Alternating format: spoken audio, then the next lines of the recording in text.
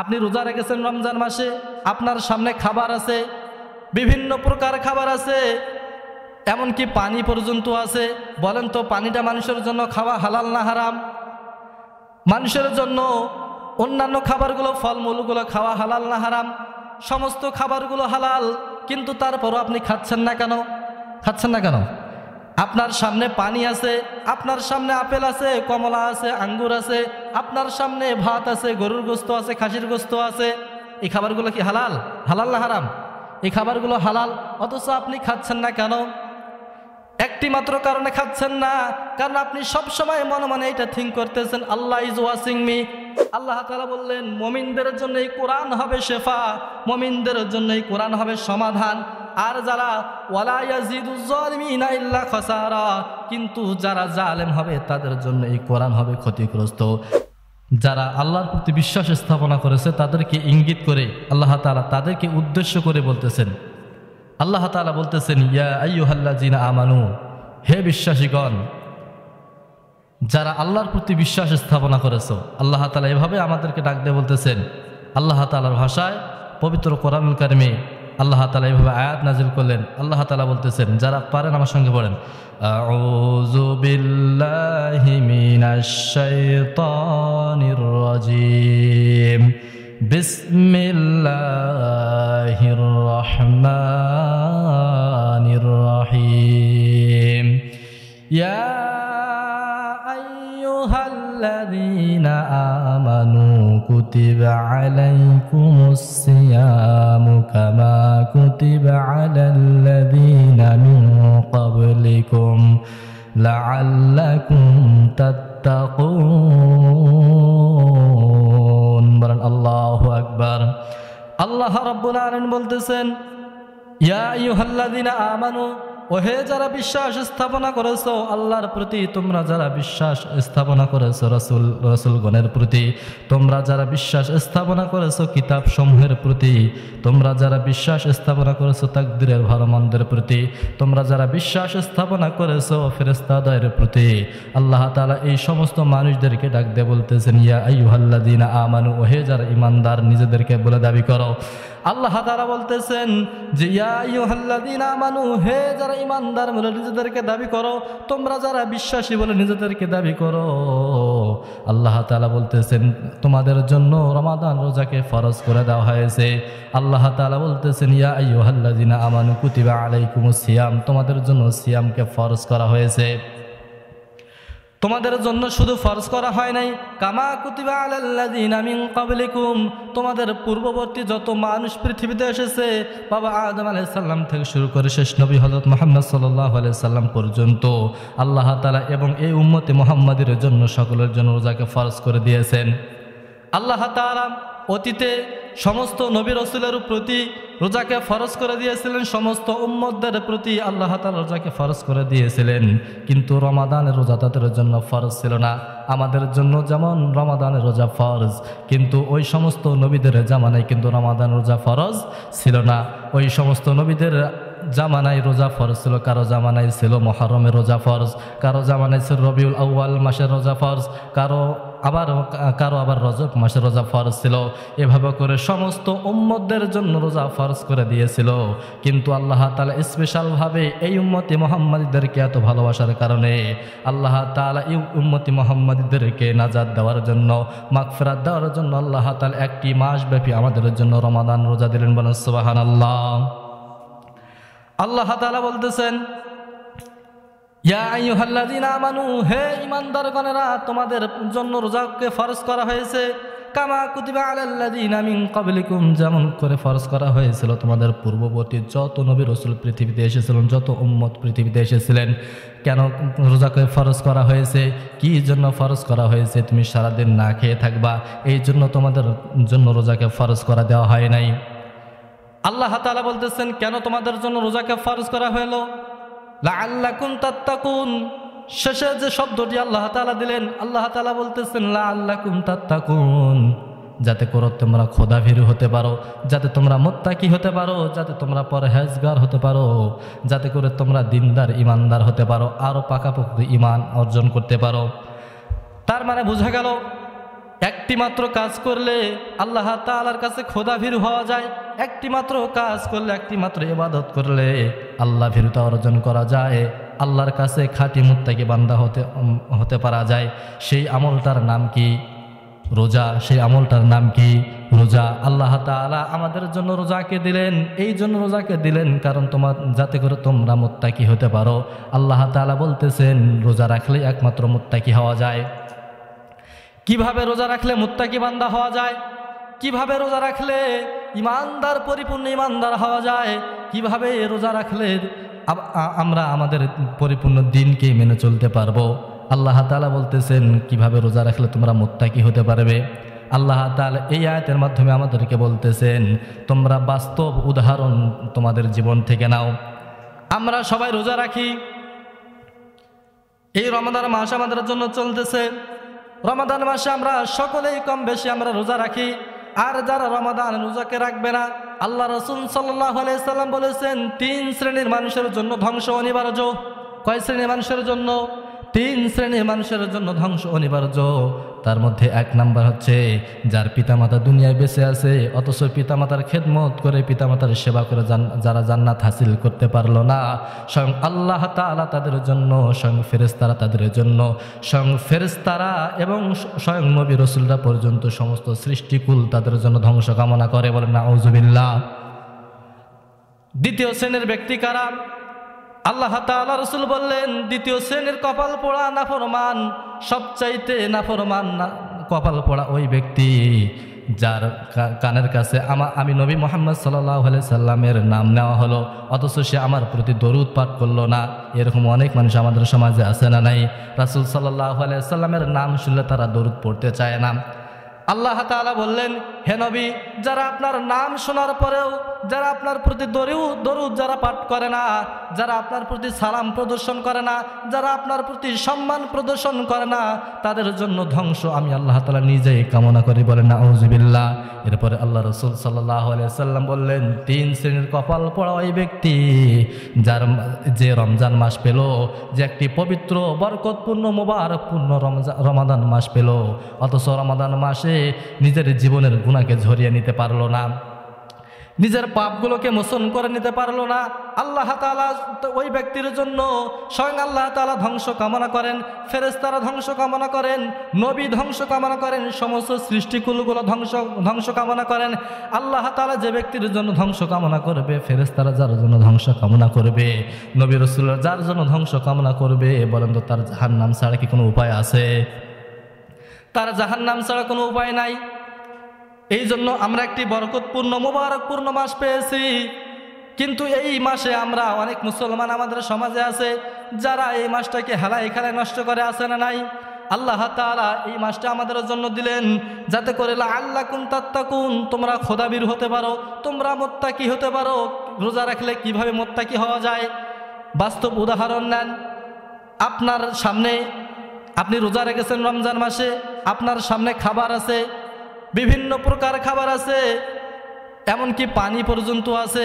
বলেন তো পানিটা মানুষের জন্য খাওয়া হালাল না হারাম? মানুষের জন্য অন্যান্য খাবারগুলো, ফলমূলগুলো খাওয়া হালাল না হারাম? সমস্ত খাবারগুলো হালাল, কিন্তু তারপরও আপনি খাচ্ছেন না কেন? খাচ্ছেন না কেন?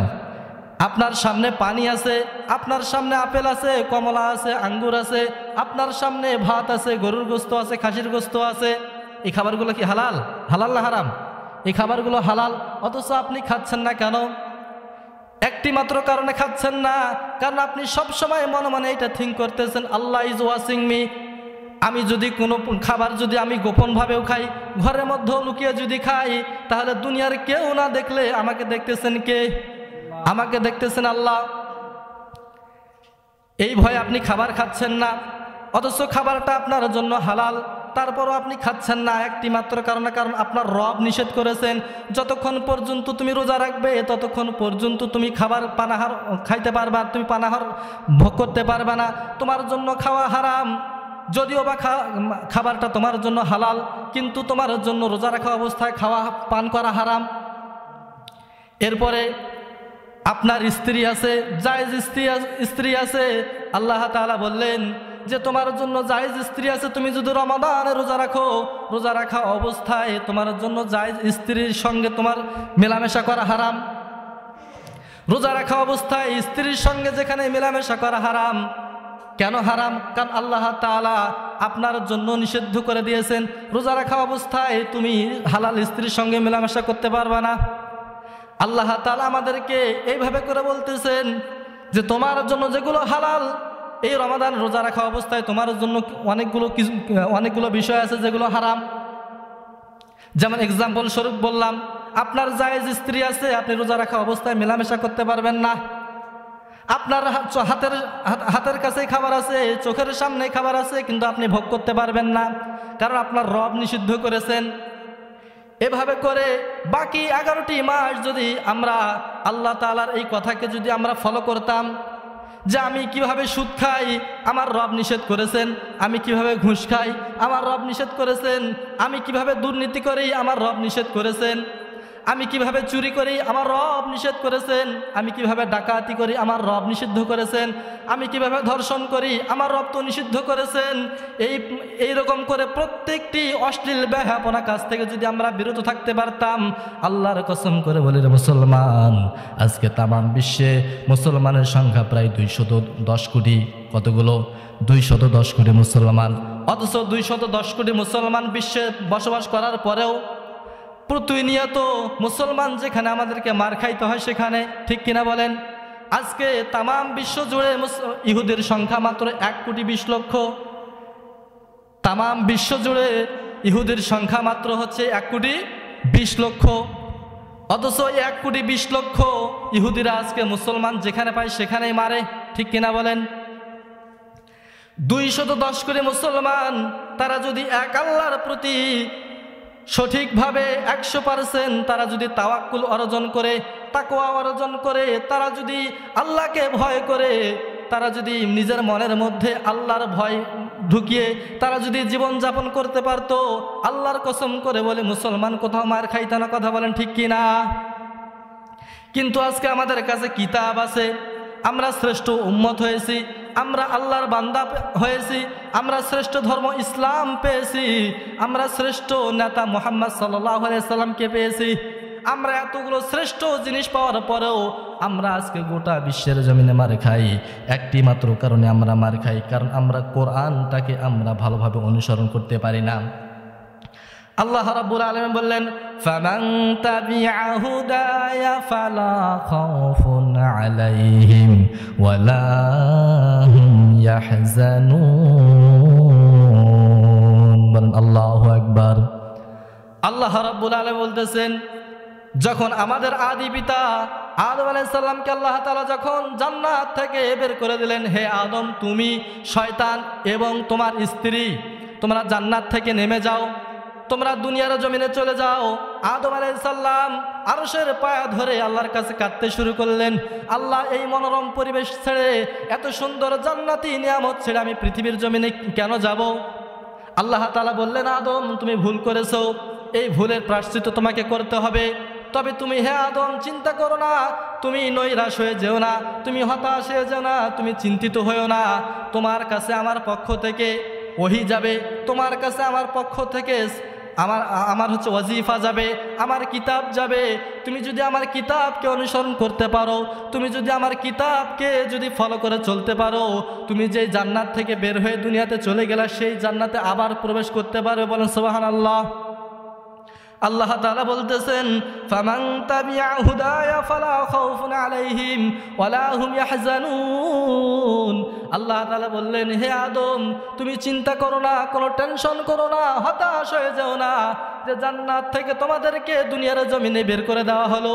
ওই দুনিয়ার জমিনে তোমরা যদি আমার কিতাবকে অনুসরণ করতে পারো, তোমরা যদি আমার ওহীকে অনুসরণ করতে পারো, তোমরা যদি আমার ওয়াজিফাকে অনুসরণ করতে পারো, ওই দুনিয়ার জমিন থেকে আবার তোমরা জান্নাতে প্রবেশ করতে পারবে। বলেন সুবহানাল্লাহ।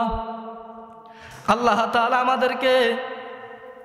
তাআলা আমাদের জন্য কিতাব দিলেন, অথচ আমরা এই কিতাব থেকে দূরে সরে আছি। আমাদের জন্য আমরা বিশ্ব নবী পেলাম, বিশ্ব নেতা পেলাম, তারপরও আমরা আজকে গোটা পৃথিবীর জমিনে নির্যাতিত। অথচ আমরা মুসলমান যেহেতু কোরআন পেয়েছি, আল্লাহ তাআলা কোরআন আমাদের জন্য কি জন্য দিলেন? আল্লাহ তাআলা সূরা তাহার মধ্যে জানিয়ে দিলেন নবীর মাধ্যমে, হে রাসূল, আপনাকে কোরআন এই কারণে দেয় নাই যে আপনি পৃথিবীর জমিনে লাঞ্ছিত হবেন, আপনি পৃথিবীর জমিনে বঞ্চিত হবেন, আপনি পৃথিবীর জমিনে নির্যাতিত হবেন। আল্লাহ তাআলা আমাদের জন্য কোরআন কি জন্য দিলেন? আল্লাহ তাআলা নবীর মাধ্যমে জানিয়ে দিচ্ছেন। আল্লাহ তাআলা সূরা তাহার শুরুতে আল্লাহ তাআলা জানিয়ে দিলেন, তাহা মা আনজালনা আলাইকাল কুরআনা লিতাশকা। আল্লাহু আকবার।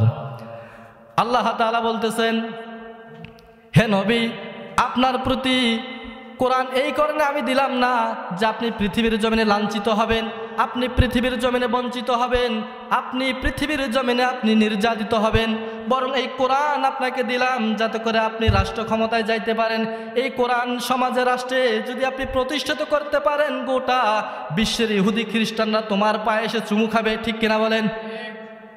অথচ এই কোরআন থেকে দূরে সরে থাকার কারণে আজকে মাত্র 1,20,00,000 ইহুদি আমাদেরকে মারতেছে। আজকে মুসলমান যেখানে মার খাচ্ছে, সেখানে ফিলিস্তিনে মার খায় মুসলমান, আর এখানে মার খায় মুসলমান, চেচনিয়ায় মার খায় মুসলমান, বসনিয়ায় মার খায় মুসলমান, ভারতের গুজরাটে মার খাচ্ছে মুসলমান, ভারতের আসামে মার খাচ্ছে মুসলমান। ঠিক কিনা বলেন? অথচ আল্লাহ তাআলা এই কোরআন আমাদেরকে দিলেন যাতে করে আমরা পৃথিবীর জমিনে সর্বসম্মানিত হতে পারি। মুসলিম জাহানের দ্বিতীয় খলিফাতুল মুসলিমিন আমিরুল মুমিনিন হযরত ওমর রাদিয়াল্লাহু আনহু, তার জামানা, তার শাসনামল কেমন ছিল? তার ভয়ে সেই সময়ের সবচাইতে সুপার পাওয়ার রাষ্ট্র ছিল হচ্ছে রোম এবং পারস্য। আজকের পৃথিবীর জমিনে যেমন সবচাইতে সুপার পাওয়ার হচ্ছে আমেরিকা, সেই সময়ে সুপার পাওয়ার রাষ্ট্র ছিল রোম এবং পারস্য। সেই রোম এবং পারস্যের প্রেসিডেন্টরা যখন হযরত ওমরের নাম শুনতো, তখন তারা ভয়ে কাঁপতে শুরু করতো। বলেন আল্লাহু আকবার। একটি মাত্র কারণ, এই ওমর কোথায় ছিল যে ওমরের ভয়ে ঘরে নারীরা বের হতে পারতো না, যে ওমরের ভয়ে এক সময় মানুষ নিজের জানমালের নিরাপত্তা ছিল না, যে ওমরের ভয়ে মানুষ রাস্তাঘাটে বের হতে পারতো না, যে ওমরের ভয়ে মানুষ দিনের বেলা চলাচল করতে পারতো না। এক সময় যে ওমর সবচাইতে বড় টপ টেরর ছিল, বড় সন্ত্রাসী ছিল, সেই ওমর কোথার থেকে আল্লাহ তাআলা কোথায় নিয়ে গেলেন? কার মাধ্যমে? কোরআনের মাধ্যমে। কার মাধ্যমে? কোরআনের মাধ্যমে। আল্লাহ তাআলা বললেন এই কোরআন কারো জন্য হেদায়াত, আবার কারো জন্য ধ্বংস। যেমন আল্লাহ তাআলা সূরা বানী ইসরাঈলের মধ্যে, সূরা বানী ইসরাঈলের 82 নম্বর আয়াতে কারিমে আল্লাহ তাআলা বলতেছেন, ওয়া নুনাজ্জিলু মিনাল কুরআনি মা হুয়া শিফাউন ওয়া রাহমাতুল লিল মুমিনিন ওয়া লা ইয়াজিদুল যালিমিনা ইল্লা খাসারা। আল্লাহু আকবার। আল্লাহ তাআলা বলতেছেন এই কোরআন আমি যে নাজিল করলাম, এই কোরআন নাজিল করার ধারাবাহিকতাটাই এমন। এই কোরআন হচ্ছে সমস্ত মুমিনদের জন্য শেফা, সমস্ত মুমিনদের জন্য রোগ মুক্তির কারণ, সমস্ত সমস্যার সমাধান। কোরআন সমস্ত সমস্যার সমাধান কি? কোরআন। আল্লাহ তাআলা বললেন মুমিনদের জন্য এই কোরআন হবে শেফা, মুমিনদের জন্য এই কোরআন হবে সমাধান। আর যারা ওয়ালা ইয়াজিদুজ জালিমিনা ইল্লা খাসারা, কিন্তু যারা জালেম হবে তাদের জন্য এই কোরআন হবে ক্ষতিগ্রস্ত। যেমন হযরত ওমর কোরআনের কাছে এসে যখন স্যালেন্ডার করলেন, নিজেকে যখন সঁপে দিলেন, যেই ওমর এক সময় সবচেয়ে বড় টপ টেরর ছিল, যে ওমরের ভয়ে দিনের বেলায় নারীরা রাস্তায় আসতে পারতো না, যেই ওমরের ভয়ে এক সময় মানুষ দিনের বেলা মাল সামান নিয়ে যাইতে পারতো না, সেই ওমর যখন এই কোরআনের সংস্পর্শে আসলেন, আল্লাহ তাআলা ওই ওমরকে রাস্তা থেকে তুলিয়ে আল্লাহ তাআলা মুসলিম জাহানের খলিফা হিসেবে কবুল করেন। বলেন সুবহানাল্লাহ। এই জন্য এই কোরআন আমরা যদি পরিপূর্ণভাবে অনুসরণ করতে পারি, এই কোরআন যদি আমরা পরিপূর্ণভাবে যদি ফলো করতে পারি, আল্লাহ তাআলা বলতেছেন এই কোরআন তোমাদের জন্য এই কারণে দিলাম যাতে করে তোমরা সমাজের মধ্যে সম্মানিত হতে পারো, রাষ্ট্রের মধ্যে সম্মানিত হতে পারো। অথচ এই কোরআন থেকে আজকে মুসলমানরা দূরে সরে আছে। এই যে পবিত্র মাহে রমাদান মাস চলতেছে, এই মাহে রমাদান মাসের এত মর্যাদা, এত গুরুত্ব কি জন্য? আপনি রোজা রাখেন এই জন্য নয়, আপনি না খেয়ে থাকেন এই জন্য নয়।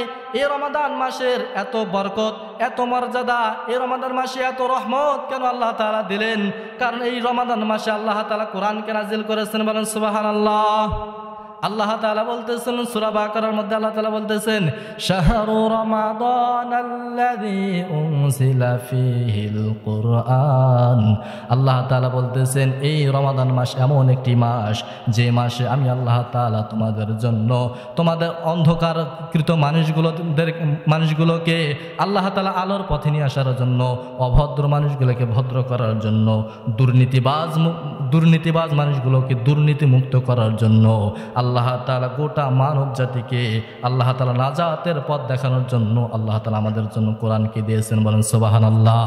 এই রমাদান মাসের এত বরকত, এত রহমত একটি মাত্র কারণে, সেটা হচ্ছে কোরআনের কারণে। কিসের কারণে?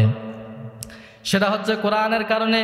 এই জন্য আমরা যদি কোরআনকে অনুসরণ করতে পারি, কোরআনকে যদি আমরা ফলো করতে পারি, আজও যদি আমরা পরিপূর্ণ কোরআনকে যদি অনুসরণ করতে পারি, আল্লাহ তাআলা বললেন ফামান তাবিয়া হুদায়া ফালা খাউফুন আলাইহিম ওয়ালা হুম ইয়াহজানুন। তোমরা যদি আমার কিতাবকে যদি অনুসরণ করতে পারো, তোমরা যদি আমার ওহীকে অনুসরণ করতে পারো, তোমাদের জন্য কোনো ভয় নাই, কোনো চিন্তা নাই। বলেন আল্লাহু আকবার। অথচ আজকে আমাদের কাছে কোরআন থাকার কারণে আজকে আমরা যেখানে মুসলমান রয়েছে সেখানে মার খাচ্ছি। কথা বলেন ঠিক কিনা? এই জন্য মুসলমান আজকে আমাদেরকে আজকে দীপ্ত কণ্ঠে আপনারা শপথ নিয়ে বাড়িতে চলে যান যে আমাদের বাসায়, আমাদের প্রত্যেক মুসলমানের বাসায় কিন্তু কোরআন আছে না নাই? কোরআন আছে আমাদের বাসায়, কিন্তু কোরআনটা আছে শোকেজের উপরে, কোরআনটা আছে আমাদের ড্রেসিংয়ের উপরে, কোরআনটা আমাদের আছে কিন্তু একটা তাকিয়ার উপরে। অনেক বাড়িতে আবার কোরআন আছে, দেখবেন যে কোরআনের উপরে কাপড় দিয়ে, যে পেঁচানো কাপড়টা রয়েছে সে কাপড়ের উপরে চিকা পায়খানা করে দিয়েছে, এবং অনেক আবর্জনা রয়েছে, অনেক মলমূত্র রয়েছে। কোরআনের উপরে দেখলে আফসোস লেগে যায়। যারা কোরআনকে এরকম অবহেলা করবে, যারা কোরআনকে বাদ দিয়ে যারা নিজেদের মন মস্তিষ্ক দ্বারা নিজেরা চলতে চাইবে, আল্লাহ রাসূল সাল্লাল্লাহু আলাইহি সাল্লাম বললেন যে এই কোরআন তোমার জন্য, কারোর জন্য হবে সাক্ষী জান্নাতে যাওয়ার জন্য, আবার কারো বিরুদ্ধে এই কোরআন কিয়ামতের ময়দান দাঁড়িয়ে যাবে। কারো বিরুদ্ধে যদি কোরআন দাঁড়িয়ে যায় তাহলে তার জাহান্নাম ছাড়া কোনো উপায় আছে নাকি বলেন? তাহলে যেই কোরআন আপনার জন্য কিয়ামতের ময়দানে জান্নাতে যাওয়ার জন্য সাক্ষী হয়ে যাবে, সেই কোরআনকে আমাদের পড়া দরকার আছে না নাই? সেই কোরআনকে আমাদের অনুসরণ করা দরকার আছে না নাই? কিন্তু আমরা তো এই কোরআন থেকে দূরে সরে আছি। এই মুসলমানদের কপাল কবে খুলবে? এই মুসলমানদের ভাগ্য কখন সুপ্রসন্ন হবে? যদি আমরা পরিপূর্ণ কোরআনকে অনুসরণ করতে না পারি তাহলে কিয়ামত এসে যাবে, তারপরও মুসলমানরা কখনো মার খাওয়া বন্ধ হবে না। এই জন্য আমাদেরকে কোরআনকে অনুসরণ করতে হবে। যেহেতু রমাদান মাস চলতেছে, এই রমাদান মাস এত ফজিলতপূর্ণ মাস, আল্লাহ রাসূল সাল্লাল্লাহু আলাইহি সাল্লাম একবার আল্লাহর কাছে দোয়া করলেন, হে আমার আল্লাহ, মুসা আলাইহিস সালামের উম্মতের হায়াত বেশি, সুলাইমান আলাইহিস সালামের উম্মতের হায়াত বেশি, নূহ আলাইহিস সালামের উম্মতের হায়াত বেশি। কারো হায়াত ছিল 500 বছর, কারো হায়াত ছিল 1000 বছর, কারো হায়াত ছিল 1200 বছর, কিন্তু আমাদের হায়াত গড় আয়ু বর্তমান 70 থেকে 80। ঠিক কিনা বলেন? আমাদের গড় আয়ু হচ্ছে 70 থেকে 80। আল্লাহ রাসূল সাল্লাল্লাহু আলাইহি সাল্লাম বললেন, হে আমার আল্লাহ, অন্যান্য নবীদের উম্মতের হায়াত এত বেশি, তারা হায়াত পেয়েছেন বেশি, তারা ইবাদত আমলও করেছেন বেশি, কিন্তু আমার উম্মতের তো হায়াত কম।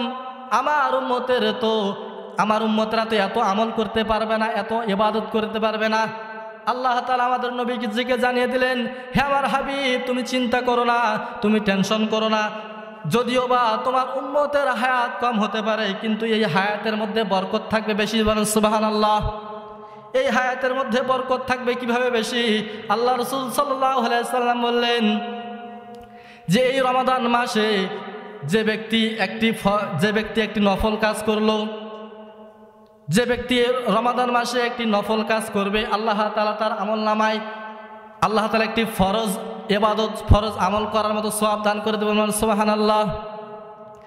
এই রমাদান মাসে যে ব্যক্তি একটি ফরজ ইবাদত করবে, 70টি ফরজ ইবাদত করার মতো সমতুল্য সওয়াব আল্লাহ তাআলা দান করে দিবেন। সুবহানাল্লাহ বলেন। আপনি যদি এই মাসে 1টি টাকা আল্লাহর জন্য ব্যয় করতে পারেন, 1টি টাকা ব্যয় করার বিনিময়ে আল্লাহ তাআলা 70 টাকা ব্যয় করার মতো সওয়াব দান করে দিবেন। সুবহানাল্লাহ। এভাবে করে এত রমজানের ফজিলত, এত মর্যাদা, এত গুরুত্ব, যা কখনো বর্ণনা করে শেষ করা যাবে না। আল্লাহ তাআলা বললেন, হে আমার হাবিব, আপনি চিন্তা করিয়েন না, আপনি টেনশন করিয়েন না। আপনার উম্মতের যদিও বা হায়াত কম, কিন্তু হায়াতের মধ্যে বরকত থাকবে অনেক বেশি। এই জন্য এই রমাদান মাস আমাদের চলতেছে, আমরা যেন হেলায় খেলায় নষ্ট না করি। এই রমাদান মাসে বিগত 11টি মাস আমরা যেভাবে চলেছি, এই রমাদান মাস থেকে শিক্ষা অর্জন করার চেষ্টা করি। এই রমাদান মাসে অন্তত 1 খতম কোরআন খতম দেওয়ার চেষ্টা করি। অন্তত আমরা একটু অন্যান্য আমলগুলো, নফল আমলগুলো, সুন্নত আমলগুলো আমরা করার চেষ্টা করি। কিন্তু এই রমাদান মাস পাওয়ার পরেও যদি আমরা আমাদের আমলের পাল্লাকে যদি ভারী করে নিতে না পারি, ওই যে প্রথমে বলেছিলাম, আল্লাহ রসুল বলেছেন, ওই ব্যক্তির জন্য স্বয়ং আল্লাহ তাআলা ধ্বংস কামনা করেন যে ব্যক্তি রমাদান মাস পাওয়ার পর নিজের জীবনের গুনাহকে ঝরিয়ে নিতে পারলো না। এই রমাদান মাস চলতেছে, আপনি যদি হেলায় খেলা নষ্ট করেন, তাহলে সামনে আবার আপনি রমাদান পাবেন কিনা এটা কিন্তু আপনি জানেন? আপনি জানেন না। যদি আপনি না জেনে থাকেন, আজকে থেকে আল্লাহর কাছে তাওবা করেন। আল্লাহ, এতদিন ভুল করেছি, না জেনে আমি ভুল করেছি, এতদিন বুঝতাম না, এতদিন আমি জানতে পারিনি, কিন্তু এখন তোমার কাছে খাঁটি দিলে তওবা করতেছি। হে আল্লাহ, আমি অনুতপ্ত। হে আল্লাহ, আমি আমার গুনাহের জন্য আল্লাহর কাছে যদি খালেস দিলে যদি আপনি তওবা করতে পারেন, বলেন তো আল্লাহ তাআলার দয়া বেশি না কম? দয়া হলো বেশি। আল্লাহ তাআলার দয়া এত পরিমাণে বেশি, বান্দা হাজার অন্যায় করার পরেও, বান্দা হাজার জুলুম করার পরেও যদি আল্লাহর কাছে তারা যদি ক্ষমা চাইতে পারে, আল্লাহ তাআলা রাসূলকে বলে দিলেন, লা তাকনাতু মির রাহমাতিল্লাহ ইন্নাল্লাহা ইয়াগফিরুয যুনুবা জামিয়া। যারা নিজেদের উপর জুলুম করেছো, যারা নিজেদের উপরে তোমরা এতদিন জুলুম করেছো, গুনাহ করতে করতে গুনাহের কারণে নিজেদের কলবকে জর্জরিত করেছো, গুনাহ করার কারণে তোমরা গুনাহের পাহাড় বানিয়ে দিয়েছো, সেই সমস্ত মানুষদেরকে আল্লাহ তাআলা বলতেছেন, লা তাকনাতু মির রাহমাতিল্লাহ, তুমি নিরাশ হয়ো না, তুমি হতাশ হয়ো না। ইন্নাল্লাহা ইয়াগফিরুয যুনুবা জামিয়া, তুমি যদি আমার কাছে তাওবা করতে পারো, তুমি যদি আমার কাছে ক্ষমা চাইতে পারো, ইন্নাল্লাহা ইয়াগফিরুয যুনুবা জামিয়া ইন্নাহু হুয়াল গফুরুর রহিম।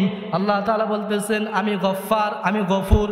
তুমি যদি আমার কাছে পাহাড় পরিমাণ অন্যায় নিয়ে, পাহাড় পরিমাণ যদি গুনাহ নিয়ে আমার কাছে ক্ষমা চাইতে পারো, আমি আল্লাহ তাআলা তোমাকে ক্ষমা করে দেবো। বলেন সুবহানাল্লাহ। এই জন্য মুসলমান ইমানদার, যতটুকু আমরা কথা শুনলাম এই রমাদান মাসে, আজকে আমার আলোচনার মধ্যে আপনি কয়েকটা বিষয় সামারাইজ করে নিয়ে যান। তার মধ্যে 1 নাম্বার হচ্ছে যে কোরআনকে পরিপূর্ণভাবে অনুসরণ করে চলেন। এই কোরআন যদি আপনি অনুসরণ করতে পারেন, তাহলে আপনার সম্মান মর্যাদা আল্লাহ তাআলা বাড়িয়ে দিবেন। বলেন সুবহানাল্লাহ। কিভাবে সম্মান মর্যাদা বাড়াবেন? একটু উদাহরণ দিয়ে আমি আমার আলোচনা সমাপ্তি টানবো। যে দেখেন, আপনার বাসায় যে কোরআন আছে, সেই কোরআনের উপরে একটা আপনি কাপড় দিয়ে ঢেকে রেখেছেন। সেই কাপড়টা যদি আপনার অনেক সময় পায়ের মধ্যে পড়ে যায়, আপনার যদি পা লেগে যায়, বলেন তো সঙ্গে সঙ্গে আমরা কাপড়টাকে তুলে চুমু খাই কিনা? কি জন্য খাই?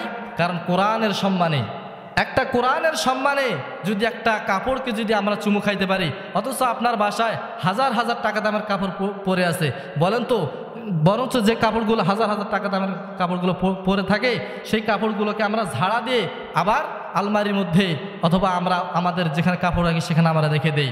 হাজার হাজার টাকার কাপড় আমরা শুধু একটু ঝাড়া দিয়ে আমরা কাপড় রেখে দেই। অথচ যেই কোরআনের উপরে যে গেলাপটা রয়েছে, সেই কাপড়ের মূল্য মাত্র 30 থেকে 40 টাকা, মাত্র 50 টাকা, কিন্তু আপনি চুমা খাচ্ছেন এই কাপড়টাকে তুলে। কেন? কারণ হচ্ছে সে কোরআনের সঙ্গে সম্পর্ক। তার সম্পর্ক কিসের সাথে? কোরআনের সাথে। কোরআনের সাথে সম্পর্ক থাকার কারণে যদি এই 40 টাকার কাপড়টার এত মূল্য হতে পারে, এত সম্মান হতে পারে, তাহলে আশরাফুল মাখলুকাত, আমরা শ্রেষ্ঠ মানুষ হয়ে যদি এই কোরআনকে অনুসরণ করতে পারি, তাহলে বলেন তো আমাদের সম্মান মর্যাদা বাড়বে না কমবে? অবশ্যই বাড়বে। এই জন্য সম্মানিত মুসলমান সকলের প্রতি আমি অনুরোধ করব যে এই রমাদান মাসে অন্তত 1 খতম কোরআন, একবার হচ্ছে কোরআন খতম করার চেষ্টা করেন। বেশি বেশি করে দান সাদকা করেন, বেশি বেশি করে নফল ইবাদতগুলো করেন, বেশি বেশি করে ভালো কাজ করেন। আপনি যদি 1টি ভালো কাজ এই রমাদান মাসে করতে পারেন, 70টি ভালো কাজ করার মতো সওয়াব আল্লাহ তাআলা আপনার আমলনামায় দান করে দেবেন। সুবহানাল্লাহ। রাস্তার মধ্যে অনেক সময় দেখা যায় যে রাস্তার মধ্যে আবর্জনা পড়ে আছে, রাস্তার মধ্যে ইটের টুকরা পড়ে আছে, রাস্তার মধ্যে খোয়া পড়ে আছে, রাস্তার মধ্যে কলার সিল্কা রয়েছে, এগুলো যদি আপনি এই রমাদান মাসে সরিয়ে দিতে পারেন, রাস্তাকে যদি আপনি পরিষ্কার করে দিতে পারেন, একটি ভালো কাজ করার কারণে আল্লাহ তাআলা ৭০টি ভালো কাজ করার মতো সওয়াব আপনার আমলনামায় দান করে দেবেন। সুবহানাল্লাহ। এই জন্য এই মোবারকপূর্ণ মাসে আমরা যেন নিজেদের জীবনের গুনাহকে আল্লাহর কাছে ক্ষমা চাইতে পারি, আল্লাহর কাছে যেন বলতে পারি যে আল্লাহ, অতীতে আমরা যা করেছি আল্লাহ হয়তো আমরা বুঝতে পারিনি, আমরা আমাদের নিজের জীবন গুনাহের জন্য আমরা অনুতপ্ত, হে আল্লাহ মেহেরবানি করে তুমি আমাকে ক্ষমা করে দাও, হে আল্লাহ তুমি আমাকে ক্ষমা করে দাও। আল্লাহর কাছে যদি আপনি সঠিকভাবে ইখলাসের সহিত খালেস নিয়তে যদি আপনি তওবা করতে পারেন, তাহলে অবশ্যই আল্লাহ তাআলা আপনার তওবা কবুল করবেন। যেমন আল্লাহ তাআলা পবিত্র কোরআনের মধ্যে বলেছেন যে কোনো বান্দা যদি আমার কাছে গুনাহের কারণে যদি তাওবা করতে পারে, তার তাওবা করে চোখ বেয়ে গালে পানি পড়ার আগে আগেই আমি আল্লাহ তাআলা ওই ব্যক্তির জীবনের সমস্ত গুনাহকে মাফ করে দেবেন। সুবহানাল্লাহ। এই জন্য মুসলমান, আসুন আপনি আমি যেন কোরআনের উপরে আমল করতে পারি। ১ নাম্বার আমল যে আমরা যেন পবিত্র কোরআনুল কারীমকে যেন অনুসরণ করতে পারি।